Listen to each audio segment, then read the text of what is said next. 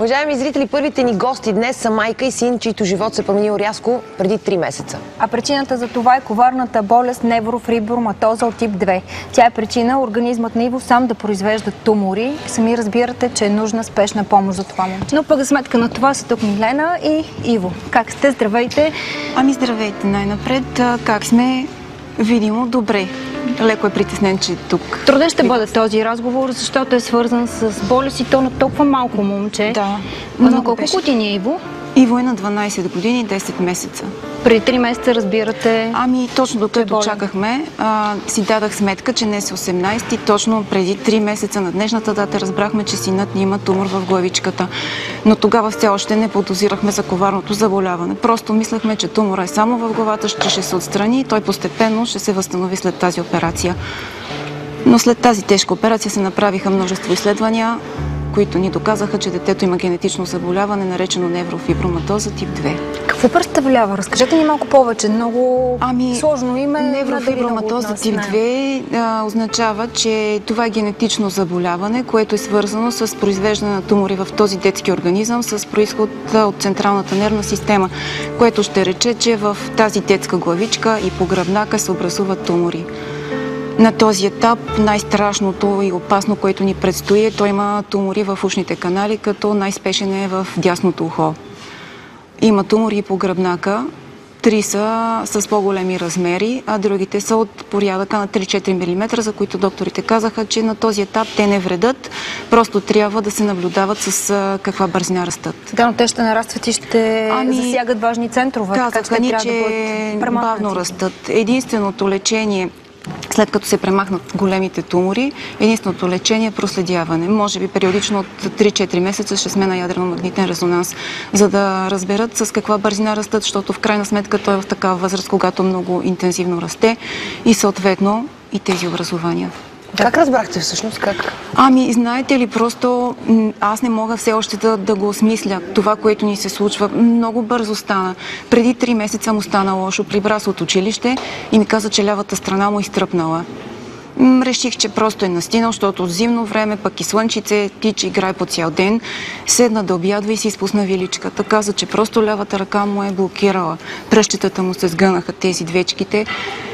Никога няма да забравя с какъв ужас ме погледна. Ама такъв страх и ужас имаше в тези детски очи, че аз просто щях да падна от стрес. Започнах да му ги масажирам и на някъде малко му се поотпуснаха, след което му казах, че на следващия ден няма да ходи на училище, просто започваме изследвания.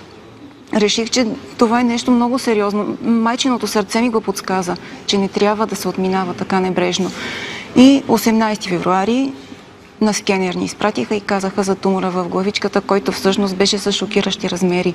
8 на 6 см. 8 на 6. Да, голям. Много голям. Доктора, който му го отстрани, каза, че е рязал 7 на 9. Защото няма такава апаратура, която да интероперативен ядрено-магнитен резонанс, който да проследява самата операция по време на операция. А до каква степен е лечимо това заболяване и колко операции ще са нужни от тук нататък, за да се премахнат големите образования? Много ме обезсърчи новината, че за тази болест няма лечение.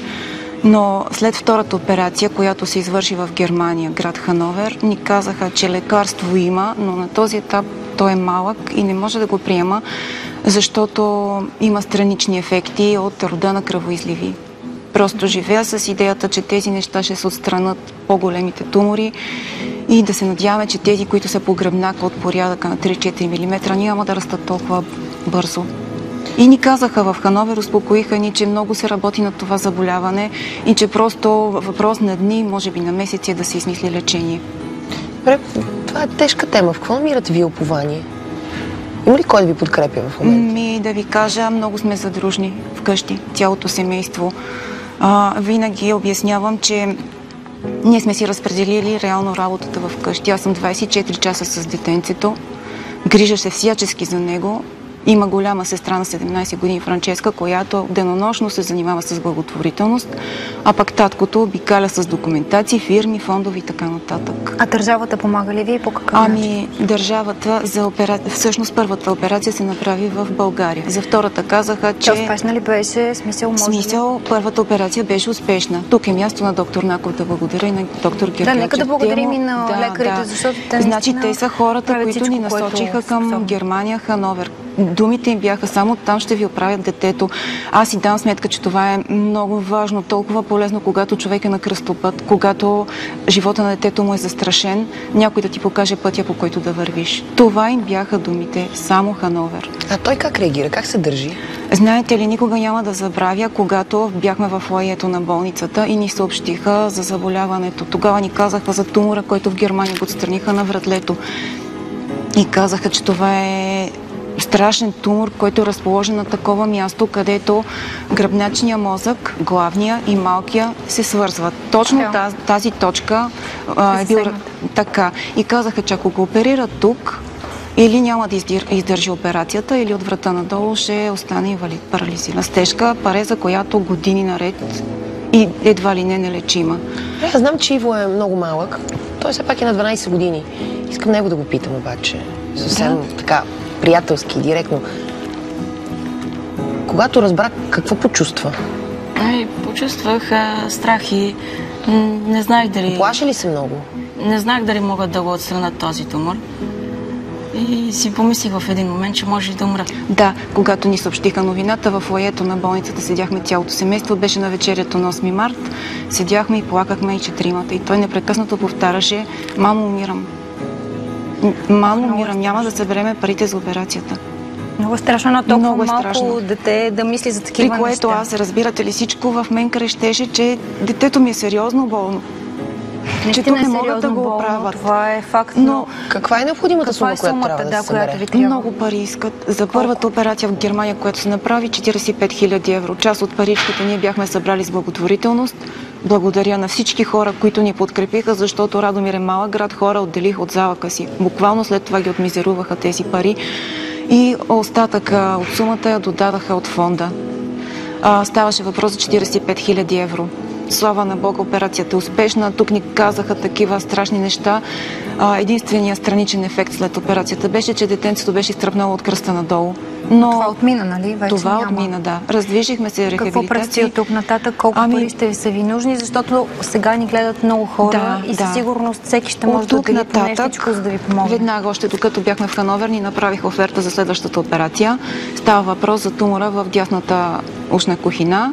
И сумата пак огромна. Този път става въпрос за 50 000 евро.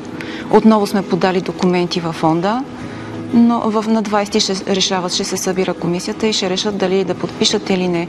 Пак хора са му пуснали парички в банковата сметка. Много се надявам отново да получим този така жизнено важен за него подпис. Защото съгласете се, че това според българския стандарт е една огромна сума. И това не е единственото, което ни предстои. Имаме още операции. Поне тези, които ни предстоят и лявото ухо, и по гръбнака има още 3 тумора. В момента става въпрос за първите 50 000 евро, които трябва да ги преведеме най-скоро и най-спешно. Още 200 000 трябва. До какъв срок ви трябват тези пари? Коя е крайната дата? Операцията е насрочена за 29 юни, но от Германия казаха бързайте. Защото в зависимост от това в какво състояние го доведете, така ще можем да запазим и част от слуха. Казаха ни, че 50% в най-добрия случай ще загуби. Разбирате ли, тук става въпрос част от слуха да се запази. Това наистина е важно. Да. Иво, ако искаш, обърни се към камерата. Мисля, че тази камера в момента те дава там и отправи апел към хората, които могат да ти помогнат. В крайна сметка, мисля, че твоята уста ще звучи най-добре. Да отправиш апел към хората. Да поможеш за помощ, който ни гледа. Няма нищо странно в това да помоли за помощ. Всеки може да изпадне в такава ситуация. Той непрекъснато коментира. Или го направете вие, защото може би той се детенцето, знаете ли, вместо да се възстановява от операцията, той всъщност денонощно живее с ужаса и стреса, че парите няма да се съберат, че фонда няма да отпусне. Просто моля всеки, който може, по какъвто и начин разбирате ли, обаждат ни се дори хора, които не помагат с пари, но помагат с приказка, с една добра дума, непрекъснато ни окуражават и подкрепят, така че кой с каквото може, нека помогне, защото това детенце има страшно много мечти. Знаете ли, след първата операция той мечтаеше да стане неврохирург, защото разбира, че на тях дължи живота си. Имат толкова мечти, които не трябва да умират. Така, Трябва ние да се присъединяваме живее към безгрижно, вашия уважаеми апел, към всички зрители. наши зрители. Наистина да помогнем на Иво, защото това прекрасно младо момче може да стане един истински достоен човек. Моля за помощ, да съберем колкото се може повече средства, за да се случат тези операции.